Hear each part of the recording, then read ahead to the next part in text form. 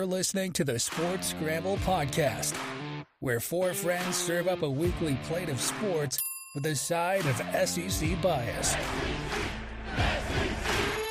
Now, here are your hosts, Chet, Jacob, Wade, and Tyler. Let's go!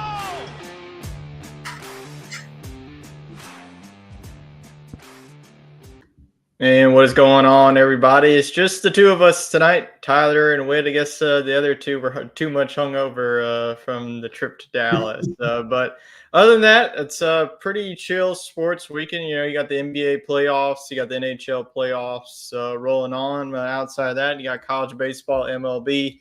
So it's the dead time in the sports world. But it is an exciting week. It is NFL draft week. So we're going to continue our mock draft and talk about some of our favorite picks, especially in the top 10 of maybe some surprises as well. So we'll get into all that. Wade, how have you been lately? Pretty good. We had a successful golf trip up to Dallas. I guess you could call it the WAC Part 3. I don't know. It changes every year, right? The format. Yeah, definitely changes every year. But we had a great time with Josh Mahler. Meeting him with his podcast here on the network, or he's trying to grow some golf content, as is Chet here on Sports Scramble. So it was the perfect pairing, and we can't wait to see that video come to life and to get it out to everyone. But I guess from a higher level, Thursday we got to play a lighted par 3 course. That was my first time ever playing golf at night besides Top Golf, so that was pretty cool. I would love to see something like that a little closer to us. I think you and I could make that work. I would love to play a par 3 course. I always wanted to. I know. Just it makes so much sense with the climate that us, that we have in Louisiana and that they have in Texas. Just to be able to play at night would be pretty cool. And the par 3s make it quick and easy. So that was that. A funny story to that is we were testing out the cameras that we'd be using on Friday.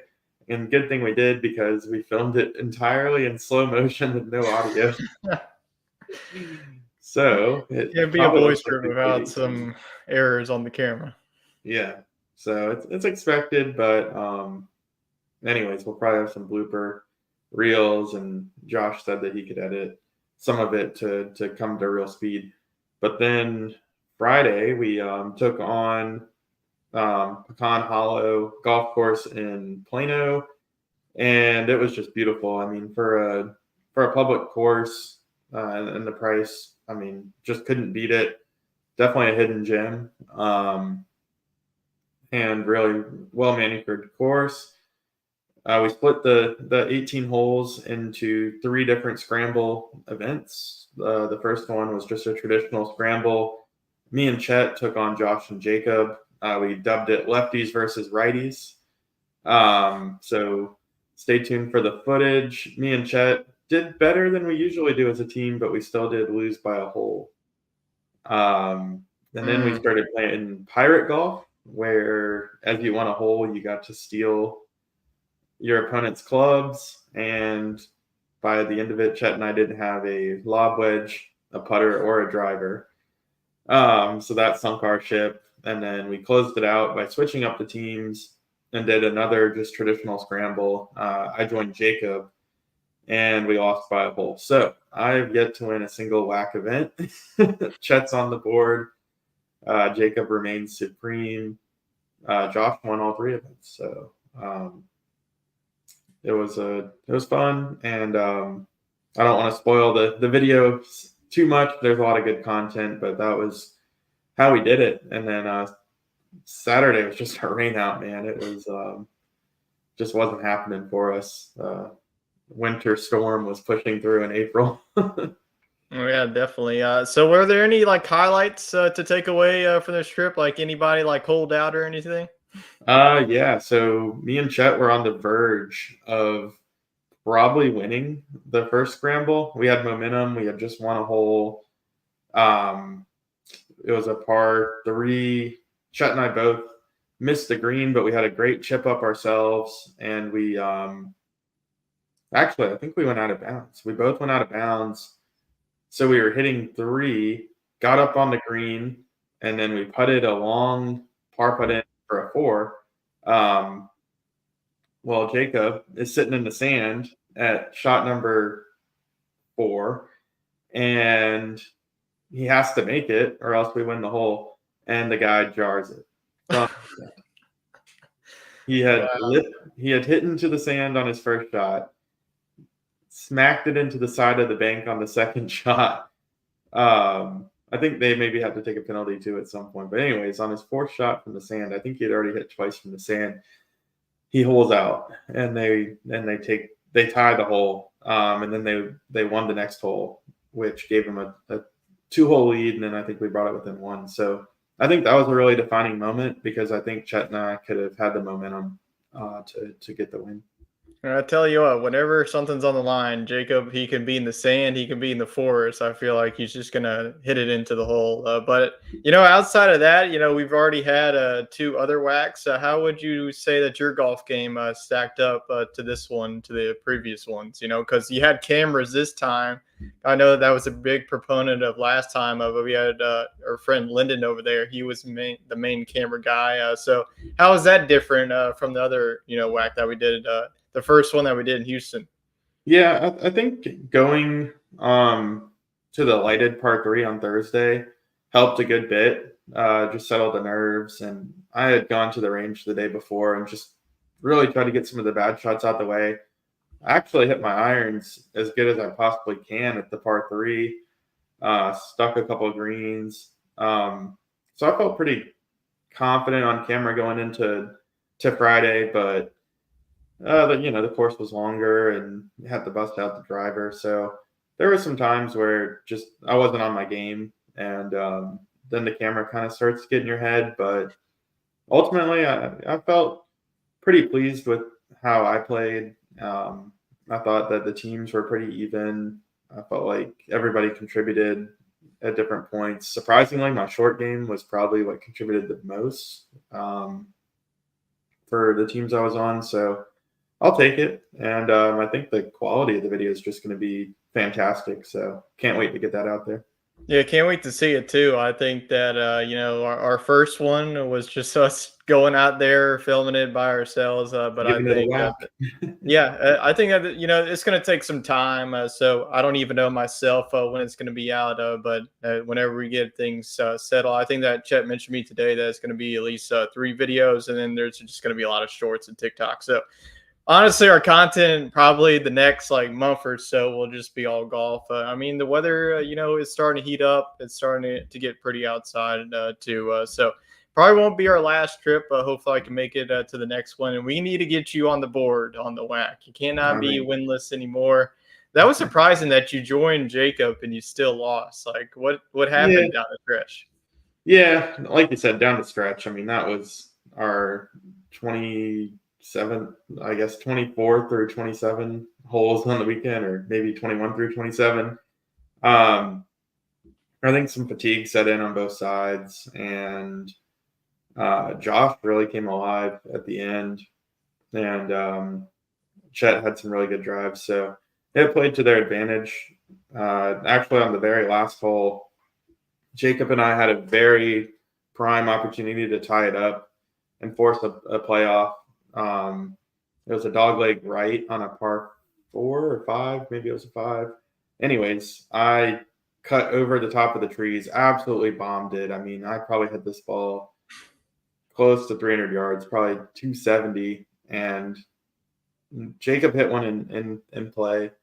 But we thought we saw my ball 10 feet from the green. It looked like it should be where my ball is, had it gone as I envisioned, but it was just soul crushing because we pulled up, wasn't my ball, and we had to go back to Jacobs, and we were kind of rushed because people were on our heels. And if that was my ball, I think we were taking that hole. I think we were going to go to playoff and take it. So it was so close, but Chet really came along at the end. Yeah, so like I mentioned, who knows when that video will be coming out, but whenever we have that, it'll be published on our channel as well as Josh's channel to go catch him over at Rising to the Occasion. Our host chimes in Freddie's short game was on point. That's definitely good to hear. And we got in their head on their last match. So, Chet, you finally picked up a win, I guess, on the WAC World Tour. I guess Wade continues to find himself a win. Jacob picks himself up a loss, but guess who's still undefeated? Yeah, boy. I'm still Tyler and Josh. Still 2-0. Yeah. Josh and I are both the lone undefeated on the tour. And what else he said? He also forgot my 300-yard drive on that hole. Yeah. I wasn't there for Chet, but I'm sure that I'm going to be impressed. He was piping it late. Chet found his groove. I guess Chet and I just aren't meant to be. I guess because the first hole that we switched, I hit my best drive of the day. He hit his best drive of the day. Our balls were sitting like beside each other in the fairway. And it was like, where was this all day? Yeah, I don't know if you can't win with Jacob or Chet. I don't know. I don't know if we'll be able to beat them. I mean, those are the golf gurus out of these four. But nonetheless, it was a great golf trip. And if you stayed up late on Saturday, you saw their special golf trick shots late night stream. I think that's just our group. If you watch that live stream, that's just what our personalities are. So it's definitely a lot of fun. I'm sure there's going to be more trips down the way. I still love you, Freddie, but the fearsome righties just can't get it done. Yep, hopefully the fearsome righties can get it done, but we'll have to see.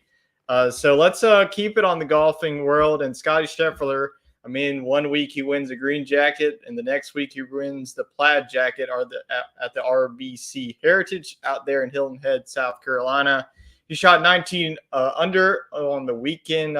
Had some big name in the top fives, Sahith Theegala. He was tied for third. Wyndham Clark as well was in the top five. Justin Thomas. So some of the guys that struggled last weekend at Augusta turned it around. But Scottie Scheffler just continues to win. The RBC Heritage was rained out on Sunday, so play really finished on Monday. And, yeah, I mean, Scottie Scheffler feels like every week he can just show up to the course and he's going to win. So he just keeps on winning. I mean, is Scottie Scheffler one of the greatest golfers to ever play on the PGA Tour? Yeah, he's entering the conversation, and the man's got his Christmas outfits planned for the next, 5 years. He's got the red plaid now. He's got the green jacket. He's dressed for success. And honestly, I mean, I don't see anything slowing him down. We have seen some other golfers go on runs like this. Bubba Watson in the mid-2010s. Rory for a little bit looked like he was going to be the next Tiger Woods.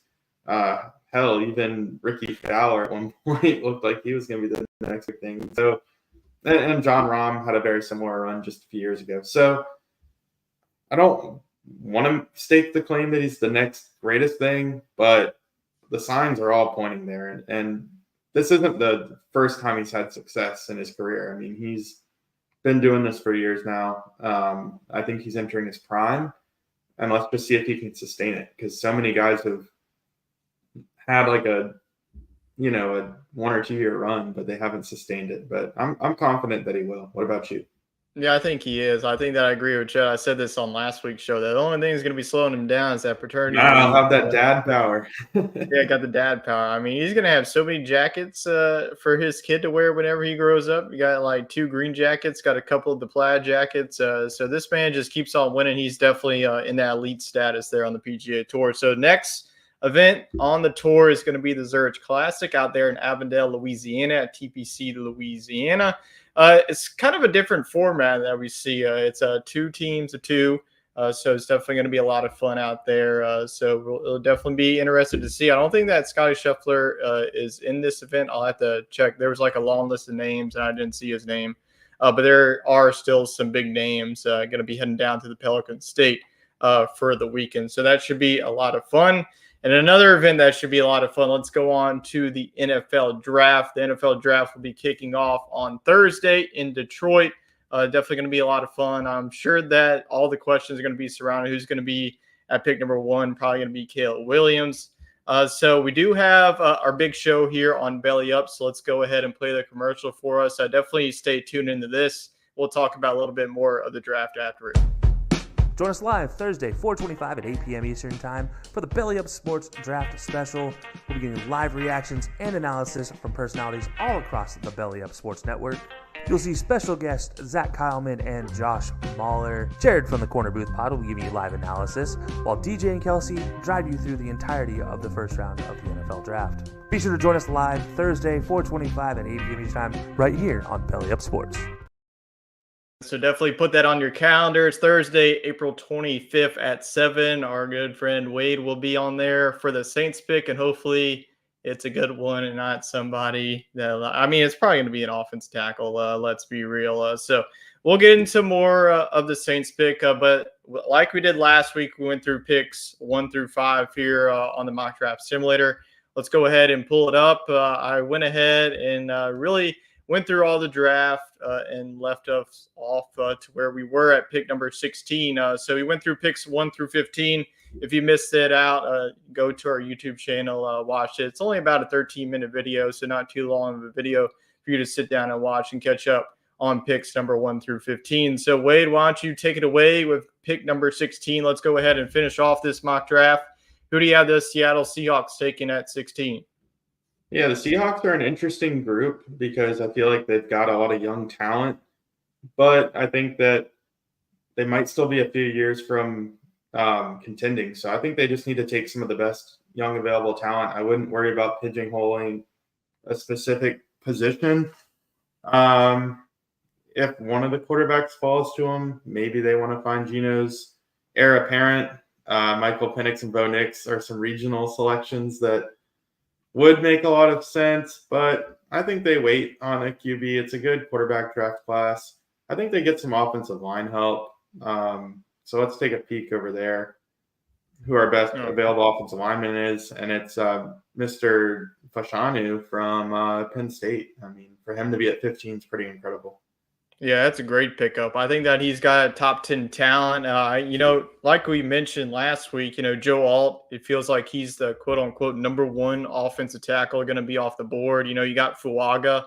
He's starting to get some real buzz. Maybe he gets into the top 15, but we see Olu Fashanu, offensive tackle out of Penn State, go on the board at number pick 16.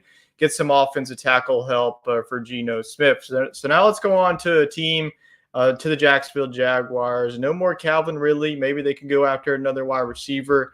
Real look at the wide receiver boards. You got Adonai Mitchell out of Texas, Ladd McConkey, Xavier Worthy. He ran a 4.22, so that alone can boost him up into round number 1. But this is a team that needs a lot of help, especially at the quarterback position.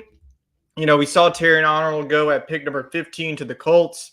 I think that we get another cornerback here with Quinyon Mitchell out of Toledo. So get another cornerback here off the board. Now let's go to a team that we're quite familiar with the Cincinnati Bengals. Do they get more offensive help? Do they go on the defensive side? I think this team looks to defense. They once again spent some money on that offensive line, and all the big prospects are gone. So I think they look to help that secondary. They lost Aduzier in free agency. I think he went to the Ravens or maybe the Steelers. So they lost some talent right there, and then they lost some defensive line talent. So I think they'll definitely vet Byron Murphy because he's the most talented player available. But maybe he is got some red flags. Let's take a look at the corners, if you don't mind. Yep. Oh, I think they go Nate Wiggins here for sure. Yeah, Nate Wiggins definitely has the package deal for them. So he heads over to the Bengals. So now let's go on to the Los Angeles Rams. I think that this is going to be a defense here. They could surprise you, go for quarterback either with Penix or Bo Nix, but I just don't really see it with them. They do need some help on the edge. They could go with Chop Robinson. Makes a lot of sense for them. Could go Cooper DeJean to get some cornerback help. They definitely need it. I'm going to go with Cooper DeJean. They definitely need some cornerback help. It's been 2 years ago since we saw Jalen Ramsey on this squad. So this is a team that really needs a lot of defensive help. They got a lot of offensive firepower. Matthew Stafford leading the way. We saw Cooper Kupp and then Puka Nacua step onto the scene during his rookie season. So they definitely need some defensive help they were a playoff team this year. So if they get another key corner, go with Cooper DeJean out of Iowa. So now let's go on into the 20s with Pittsburgh. So do you have the Steelers? No more Kenny Pickett. So maybe they get another quarterback here. What you got with Pittsburgh? I think they're set at QB after the Justin Fields experiment, taking a flyer on him. So I think they look at wide receiver. I don't buy the news that George Pickens is wide receiver 1. I mean, he will be by default, but there's too much talent in this draft at receiver, especially what's left on the board for them to pass up on it. They could go with the absolute burner and Xavier Worthy or Mitchell. And then I think Chet took Brian Thomas off the board for the Saints, but he's another guy that could be here for this pick. I'm going to give him the burner and Worthy. I think that complements the size of George Pickens quite well and gives them somebody that can really stretch the field. If they want to get the best out of Russell Wilson, that's what they need to do. So we got the Speedster going to Pittsburgh, and now we have the Miami Dolphins. Their top 3 needs are D-line, offensive tackle, wide receiver. This could be another team that with wide receiver, but you already got Jalen Waddle, already got Tyreek Hill. I think it's either D-line or offensive tackle. So we look at the D-line, you got Murphy. I don't think we get to Fisk here in round number 1, and then you got Fuaga. I definitely think you need some help, especially on the offensive line to protect Tua. So I think that they get a protector with Tua out of Oregon State. Give me Talise Fuaga heading on to Miami. So now let's go on to the Eagles. This might be a team that'd be looking at defense here. So who do you have the Eagles taking at number 22? Yeah, I think they want to look at an edge. They just lost Hashan Reddick in free agency. So you got an in-state guy there in Robinson. But the Eagles also had a lot of success last year, taking Jalen Carter, who had some troubles, probably worse than the troubles Murphy had. So I think they'd have another blue-chip defensive lineman fall in their hands. Give me Byron Murphy from Texas. Golly, that would definitely be the steal of the draft. So, yeah, they're just piling on the big boys up front on their defensive line. So that'd be a great pick by the Eagles. Once again, we see the Minnesota Vikings on the clock. They already had pick number 11. We had them selecting J.J. McCarthy, quarterback out of Michigan. I think that they're just getting more and more hype of McCarthy's going in the first round. So they already got their quarterback, and now they can either go, with one of the top offensive linemen or go with one of the top D lines. But all the really D linemen are off the board. So I think that they continue on the offense, get a pass protector for J.J. McCarthy. I'm going to go with J.C. Latham, offensive tackle out of Alabama. I think that would be a fantastic pick there. You get your quarterback of the future and get somebody who can protect him in the future. So now let's go on to the Dallas Cowboys. No more Tony Pollard. Maybe they go with a running back here. I don't think so. Maybe not in the first round here. There's not really many running backs you see there. Jonathan Brooks, Trey Benson are your top 2. That's more day 2 guys. So who do you have Jerry Jones and the Dallas Cowboys selected at number 24? Yeah, I think this team probably needs some help at linebacker. Leighton Vander Esch just retired. Micah Parsons doesn't play, coverage linebacker. He's an edge. So the difficult thing is they loop in our edge rushers and our linebackers. So I know Cooper is an edge rusher. I'm not sure about Wilson, though.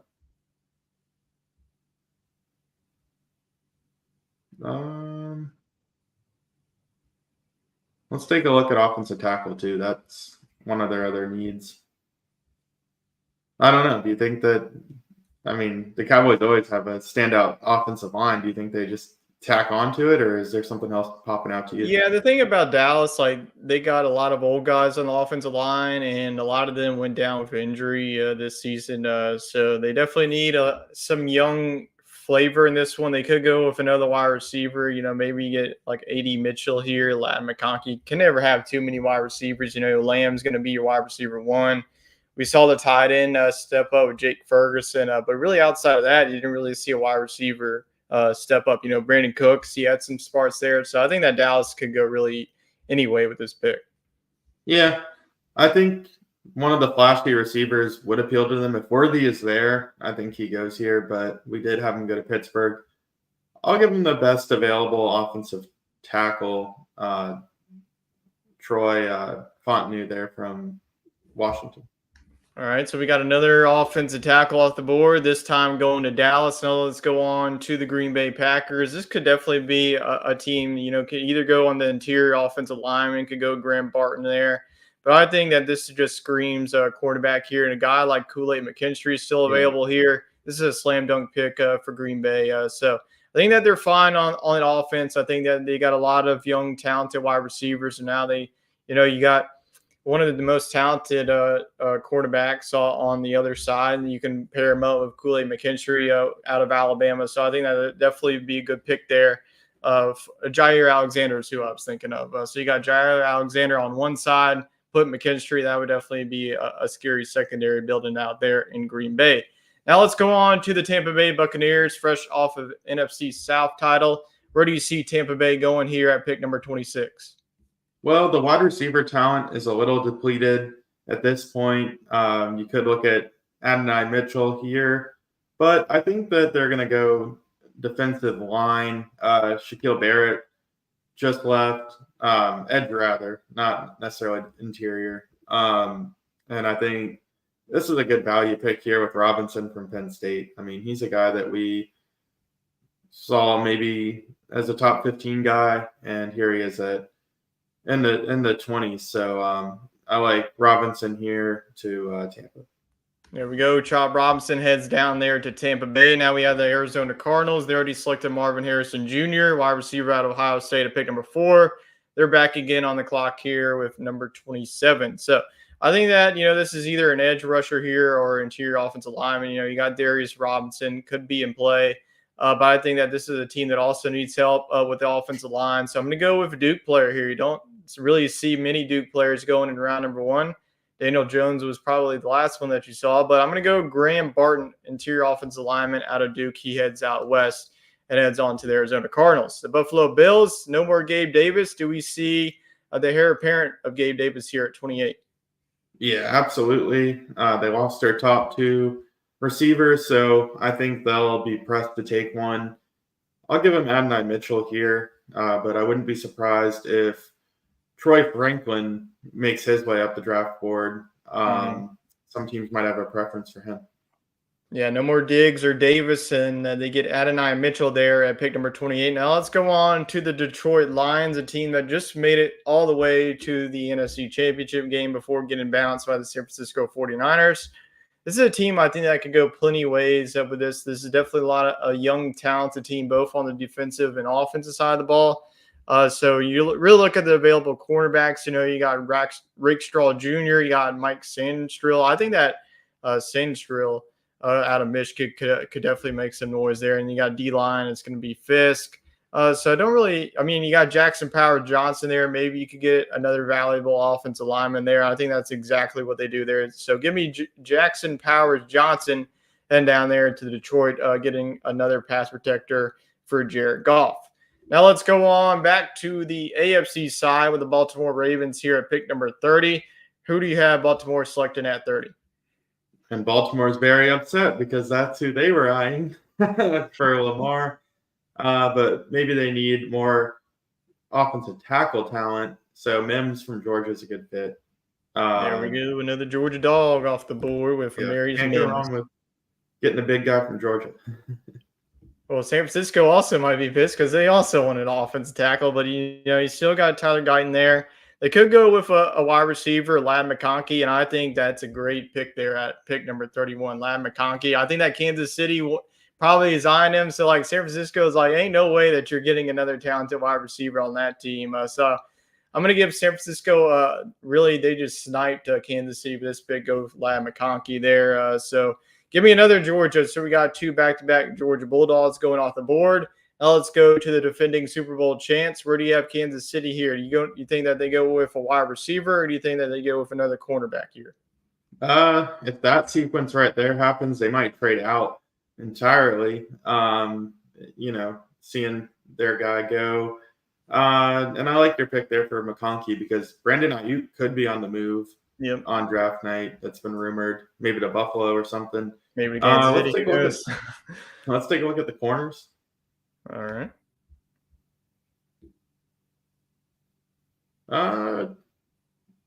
this team might go with the local product here and Rakestraw from Missouri. I don't know if they're going to love Troy Franklin enough to pick him here. I mean, I don't see what's really different in him and Rashee Rice or Sky Moore, or some of these guys we got on the team. So I think they go ahead and grab the corner there.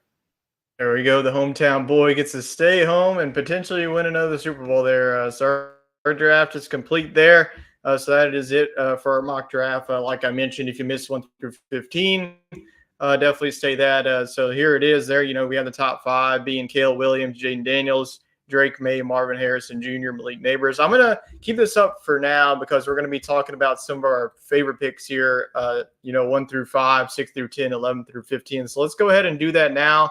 So if you were the GM of teams through 1 through 5, who would be your favorite pick out of these 5 players that we see on the board here?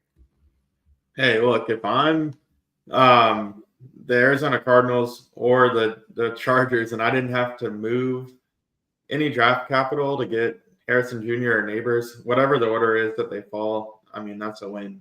Absolutely. Yeah, that's definitely a win. That would be my pick. Would probably be Harrison there at 4th. I mean, if these other teams weren't so quarterback needy, he would be going top 3.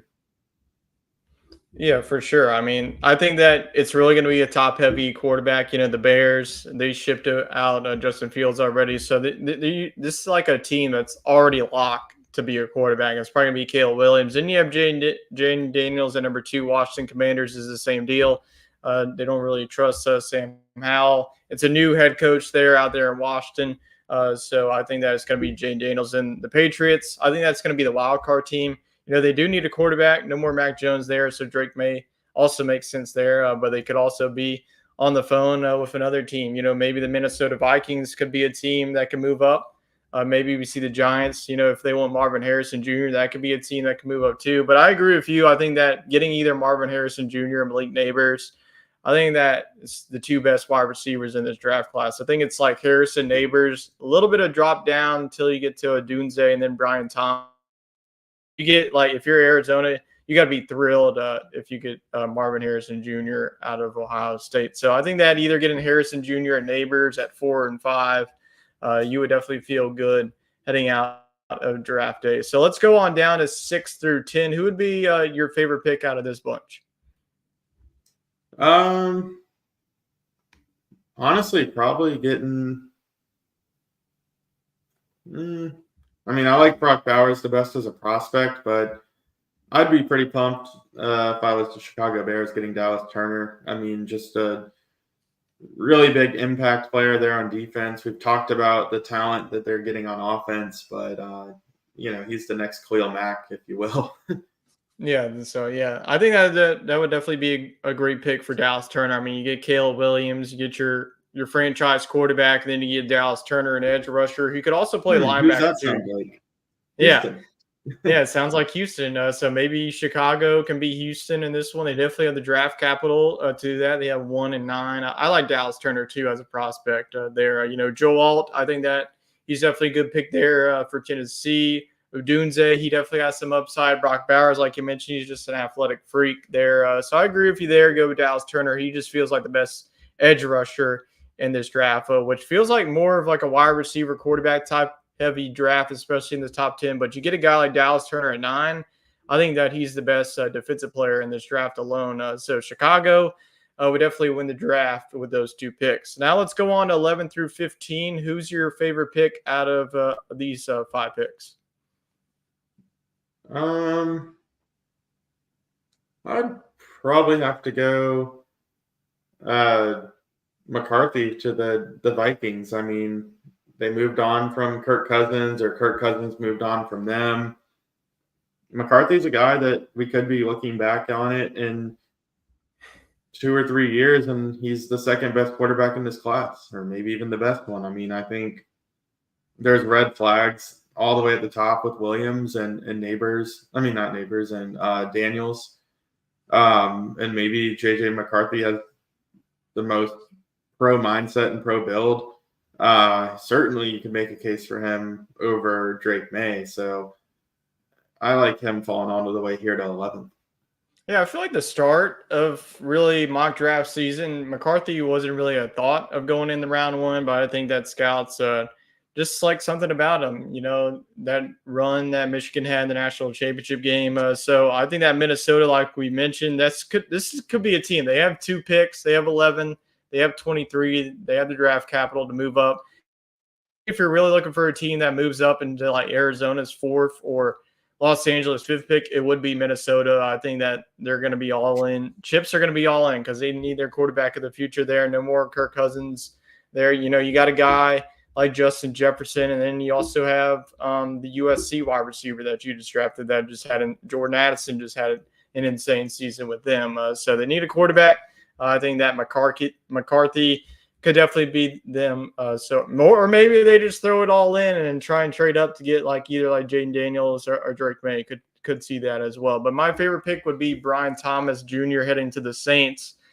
Like I mentioned last week, the Saints they're a team that needs a lot. But getting a guy like Brian Thomas Jr. in number 14, you really look at the top wide receivers with Odunze, Neighbors, and then also Harrison Jr. I think that Brian Thomas Jr. isn't really a step below all of them. I think that he could definitely step in and be, I know that Chris Olave is one, but Thomas Jr. could really step into that role. This is a team that doesn't have Michael Thomas anymore. So this is a very young wide receiver core, but it's definitely got some talent. So Brian Thomas Jr., that would definitely be a good pick. Will it happen? Probably not. The Saints are probably going to go with somebody out of Canada or somebody like that, as they always do. But those are our favorite picks out of those bunch. We'll definitely be keeping that on mind on draft day. Like I mentioned, the commercial said, definitely stay tuned to the Belly Up Super Show there. Wade will be on there with pick number 14. So let's talk about a little bit of pick number 14. You're going to be giving some analysis live. Last year, we were both on it. They went with who did they go? Brian Brzee. So that was a good pick for them. He had a good rookie season. So who do you think that the Saints are going to be going for? Because this is a team with a lot of needs. Could they go offensive tackle? They go edge rusher or maybe wide receiver? Where do you see New Orleans going there with pick number 14? I think wide receiver would make a lot of sense. I do like Chet's pick of Brian Thomas. Mm-hmm. But if I'm the Saints and I'm going wide receiver, I think you just swing for the fences. I mean, at this point, you're not getting Malik Neighbors. You're not getting Marvin Harrison. I would go with Xavier Worthy just because he has that groundbreaking speed. And I think that Brian Thomas is a fantastic prospect. He's also very fast. He's taller than Worthy, but we've seen a lot of guys run in the 4.3s lately. We haven't seen anybody run a 4.2. I would just go with somebody that could bust the top off. I know you have that in Rashid Shaheed, but maybe he doesn't have the hands that Worthy has. But I would probably pivot away from wide receiver. I think you can find some of that talent later. And I think you're in good shape where you're at. So I would probably go offensive line if I had to guess.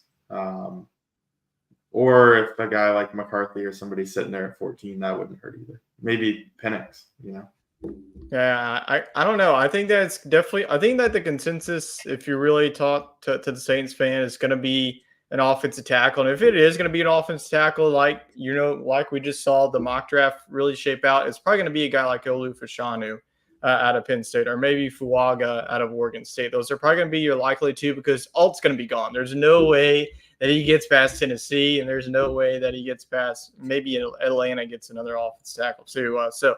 But if both of those guys are off the board, I think that they could go edge rusher. The top edges will probably be Jared Verse. Could definitely be the likely pick there. But if they do go offense, I definitely like Brian Thomas just because of the bias. I mean, they need a guy like that because, like you mentioned, they already have, Chris Olave and Rashid Shaheed, who's, is fast as heck.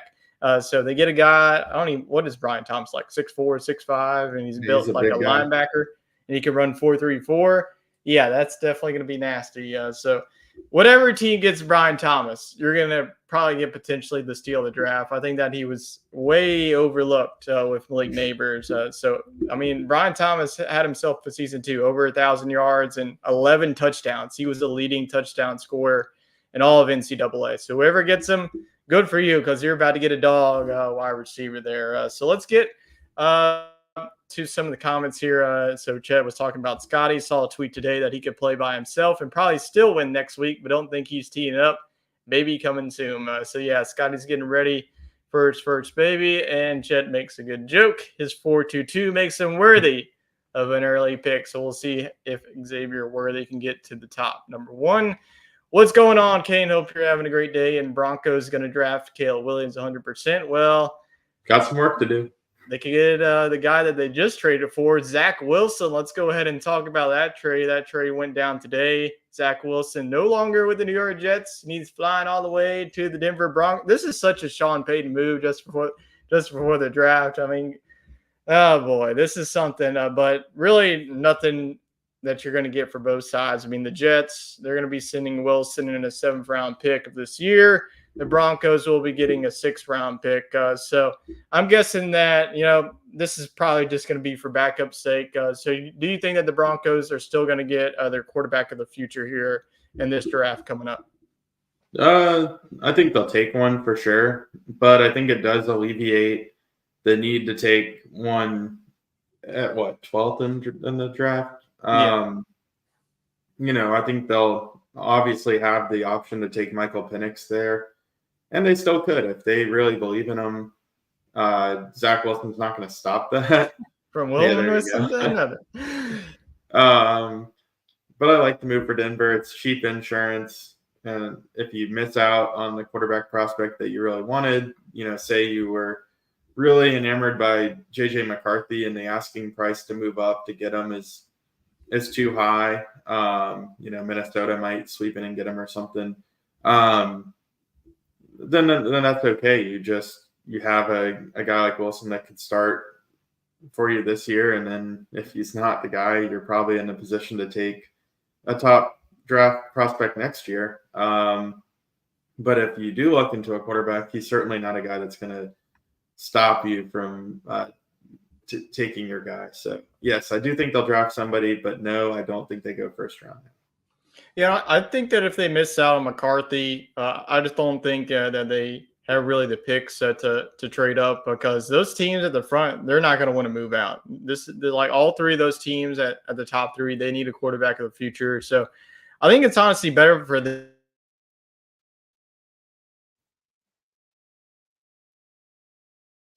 give a few years, maybe you go with Zach Wilson to start off. I mean, it wouldn't be great, but I mean, what else you got to do? You just got to put. I think that if Michael Penix there in round number 2, or Bo Nix there, would definitely be good picks there for Denver there. So that's our draft talk there. We're just gonna let the picks roll on. And then next week we'll recap what the Saints picked, what the Bengals picked, if Joe Burrow gets another wide receiver. Wouldn't it be wild if they get Brock Bowers? That would just be insane for that offense, or maybe they get him another offensive tackle. So we're definitely going to keep up with the draft on Thursday night and then throughout the weekend. But before we get into our college baseball weekend recap, let's go ahead and knock out our 2 segments. First up with Who Got That Dog in Him?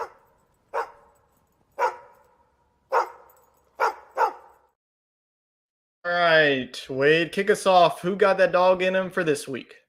I'm going to go with Travis d'Arnaud, man. He had 4 home runs in the span of 2 days. 3 of them coming in one game, and one of them was a grand slam. So that's dog material if I've ever seen it, for the catcher that every year he's not the Braves' main catcher, but he comes up clutch. I think that, you'll still find a way to get him some at-bats even when Sean Murphy's back. Obviously, you can't bench Marcell Ozuna right now at DH, so they're going to have to get creative. But d'Arnaud is as good as they come for backup catchers. I'm just absolutely slugging it. Yeah, if you had Travis d'Arnaud in your fantasy baseball lineup, you probably won yourself a matchup. So I'm going to go to a sport we don't really talk about. Going to go to women's college gymnastics. I'm going to go with Aaliyah Finnegan out of LSU. When all the pressure was on her on the balance beam, she really crushed it with that last performance. The first national championship for LSU gymnastics program. She got a 9.95, almost a 10. Honestly, she deserved a 10. That was just an amazing performance by Finnegan. So congratulations to the Lady Tigers bringing it home for the first time in the program. Put another banner. I mean, LSU just win national championships pretty much in every quarter. Like last year, we saw, Baseball did it. Women's college basketball did it as well. Then we see the gymnastics, and then a couple of years ago we saw football. So LSU is just continuing on. 52nd national championship of that program there. So that's got to be my dog. I was going to go with Travis Darno, so I'm glad that you brought him there. We definitely couldn't miss him. But the Braves definitely looking good. 2 series wins against the Astros and the Rangers. Boy, the Astros, they're not really buying too many breaks. Like I mentioned to you today, Christian Javier is on the IL for 15 days with a neck injury. So yeah, the Astros just lost a series to the Nationals. So that's definitely the surprise early on in the MLB season. So we'll talk a little bit more about the MLB as it moves on. So we're keeping track of it with our fantasy baseball. All of our teams are doing good. Waves and I teams are matching up. I'm feeling pretty good about today because I saw Christian Javier was hurt. I picked up Ranger Suarez, and that man delivered 7 innings of scoreless baseball against the Reds. So that's definitely a good pickup. I don't have that luck in fantasy football. I only have it in fantasy baseball, so I'm using it up as I have it. But Chet's dog of the week is going to be to Mr. Jacob. Had that dog in him. Hole out from the bunker to tie a pivotal hole on the match. So, yep. Whenever you need a clutch golf shot, just look to Jacob. I mean, he's going to sink it every time. So there we have it. So everybody gets a dog of the week for the golfing trip, especially for Jacob for that amazing golf shot. That's got to be on there. I'm hoping that y'all at least got that shot. Lyndon, he did a good job, but I think that he was panning over as that happened. So I guess we're going to I think he caught it because they were in the bunker already, and they had just hit the lip. So I think he was going for like the dramatic, like, oh no, kind of shot. And then Jacob, I swear, didn't even like think. He just immediately swung again.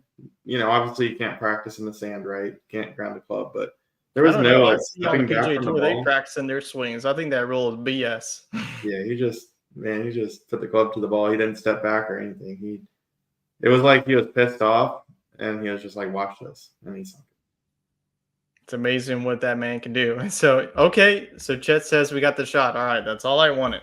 All right, so let's go on now to our next segment. Let's go to Hidden Gems of the Week. Wade, what you got?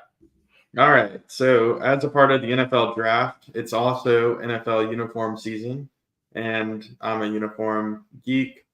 So I just wanted to point out that in case you missed it, a lot of teams are getting new looks this week. Today, the Denver Broncos dropped some new uniforms. I'm on the fence about them. I like them better than their previous ones, but I think they could have dropped some of the gimmicks. I don't know why the entire city of Denver is obsessed with the number 5,280. Yes, we get it. You're the Mile High City, but like, why do they put the number and not just like Mile High? Or I don't know. Anyways, I think they did it. It's definitely a refreshing upgrade, but room for improvement. The Jets unveiled new uniforms last week. We're going to see new Houston uniforms, I think, tomorrow. And I'm missing Detroit released them too. Yep. Detroit just all black uniform with like a blue, or was it backwards? Was it like all black? Yeah, all black with the blue. I thought those were really, really sharp. I think Detroit nailed it. And then I think the Titans might be getting new uniforms. And then there's going to be a few teams that are getting new helmets because the NFL is now letting you have 3 helmets or 3 helmet colors. So that kind of opens it up. So definitely cool to see the NFL expanding on their staff. Yeah, it's definitely a lot of fun that they're, letting teams do their own thing, get a lot of colorways, change their helmets. So definitely good to see, as long as they don't get Fanatics jerseys like the MLB is, and then they're going to be fine. Just stick to your jersey, what you have now in the NFL. But my hidden gems on the MLB side, and boy, this was something. Aaron Boone got ejected again, and it wasn't because that he said something, just because a fan said something behind him, and the ump didn't know it. So I think that it was only like 5 pitches into today's game against the Athletics. And then a stat here, this was Boone's 35th career ejection. So definitely knows what it's like to be ejected. But Yeah, it was definitely a weird thing. Like the just didn't have a clue that it wasn't Aaron Boone said anything, and Boone was just like getting up to his face. I didn't say freaking shit. It was that guy over there wearing the blue. And then as soon as the fan, like Boone pointed to the fan, he took off his blue shirt so that was definitely And the ump something. doubled down on it. The ump was Yeah. like, I don't care if it was a fan or anybody. He's in charge of that team. He's in charge of 40,000 people? What? Just admit you were wrong, dude. Yeah, that was definitely stupid. So definitely a wacky situation there happening at the Bronx. Chet brings the hidden gem on the live stream, the flash in our live stream. Yes. Yeah, I didn't know what the heck that Let was. us know if you knew what it was. Maybe it was a Green Lantern. Maybe it was a door neighbor. Who knows what it was? It's like going to be the Mythbusters that we're never going to be able to find out. So let's go on now to college baseball. We can recap, like we mentioned, not really too much going on in college baseball. And you got some big SEC series victories, especially for Tennessee. They got a big victory against Kentucky. Kentucky won game number 1, but Tennessee barreled their way with their offense, especially in game number more. Had 3 home runs in that game. So similar to what Travis d'Arnaud did on Friday night against the Rangers, Christian Moore did the same against Kentucky. LSU finally gets on the board on the SEC series. So they defeat Missouri. Similar to what Tennessee did. They won game number 1. Fell short of a comeback in game number 2, and then they slugged their way back to a 6-2 win. So LSU with their first series, and it's almost May. So that's probably not what LSU fans expected for this year. Facing Auburn. Auburn's not very good, so LSU has a chance to build some momentum before they have Texas A&M, the number 1 team in the country. A&M, they won against Alabama. Coastal Carolina gets a series win over Red Hot Louisiana. Louisiana had like 16 straight wins, but Coastal Carolina, they took 2 or 3 over the Raging Cajuns. An upset. The California Golden Bears, they swept number 8 Oregon State. So Oregon State playing their way out of a top 8 national seed. So the Beavers went 0-3 against Cal on the weekend. And then a look at your updated top 10. You have number 1 still Texas A&M with a record of 35-5. Arkansas is number 2. Tennessee is number 3. There's a theme here. Number 4 is Kentucky. 5 is Clemson, 6 is Duke, 7 East Carolina, 8 is Wake Forest. We just talked about Wake Forest being one of the more disappointing teams. That was a waste of an episode. And then number 10 is Florida State. So, out of those top 10 teams, who's really catching your eye that could really make a deep run to Omaha? Well, did you send the Wake Forest athletic department an invoice for the motivational speech? Because we got that one going. It didn't work out for LSU until this week, that's for sure. No, it didn't. But LSU does have a chance to make some momentum, climb into the SEC tournament. There's going to be probably 10 SEC teams in the field, so lots to play for. But in the top 10, I think Kentucky's the team that stands out. I mean, they just they had a good year last year, and they're a pesky bunch for sure. I mean, we see it for the last several years, but for them to make that leap into the top 5 is pretty crazy. And then Texas A&M just looks flat out dominant. I don't know if it's the camera angles at their stadium or what, but they just look like they have like 8 Giancarlo Stantons in their lineup, and then like some 5'8" guy that can also take you deep. So I just think that their powers to be unmatched, and as long as they can pitch down the stretch, I mean, that's going to be a really tough team to dethrone.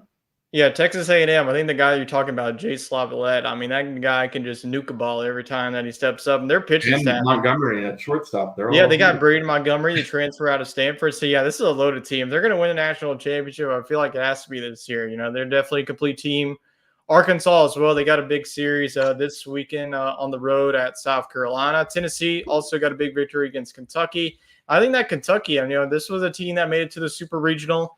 They got a lot of experience on that team, but they just got outslugged on Sunday against Tennessee. I think that the ACC too, you look at a team like Clemson, Duke, Wake Forest. If Wake Forest can get it going, their offense is starting to get going, especially with Nick Kurtz. He's starting to figure things out.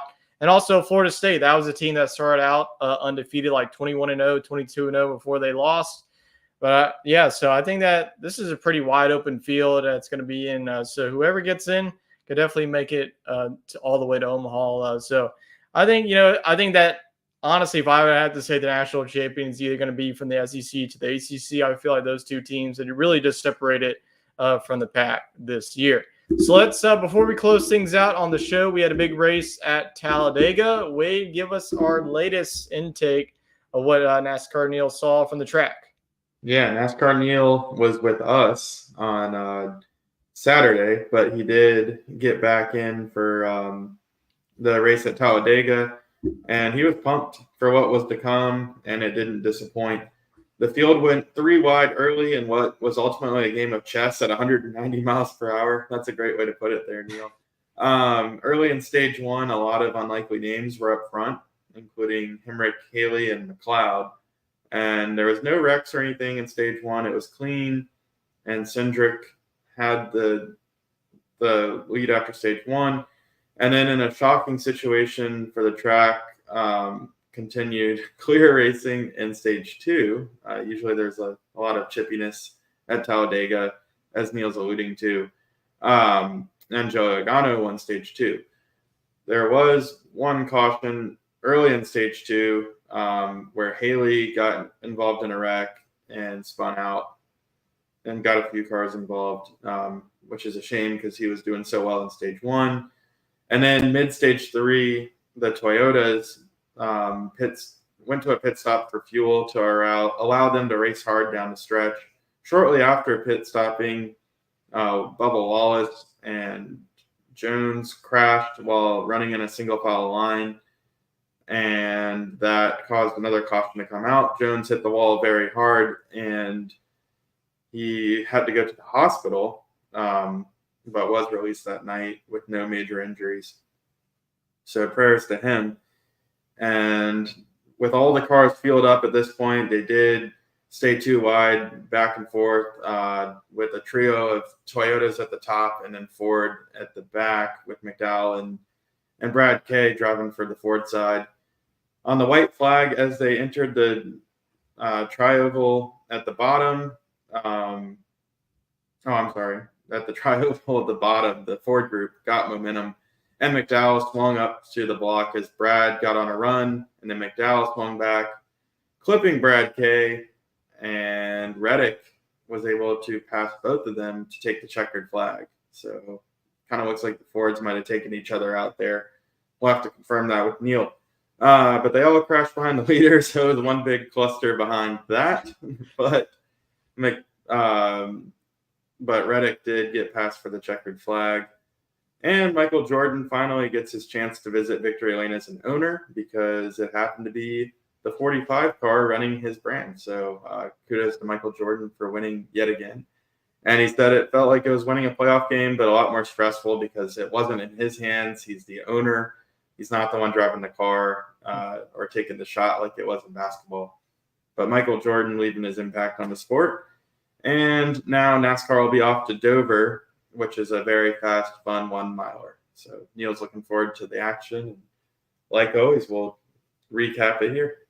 Yep, we appreciate the weekly updates. Talladega, definitely one of the more anticipated races of the season, like Neil mentioned. Dover will be the next race. And kudos to MJ for finally getting on the winner's circle there. So that's going to be it for us here on the Sports Scramble podcast. It was definitely a lot of fun. We'll keep up with the NFL draft and also the playoffs too. We'll probably preview more of the NBA playoffs next season. First round will probably be completed by the next time that we record here next Monday. So definitely stay tuned into that.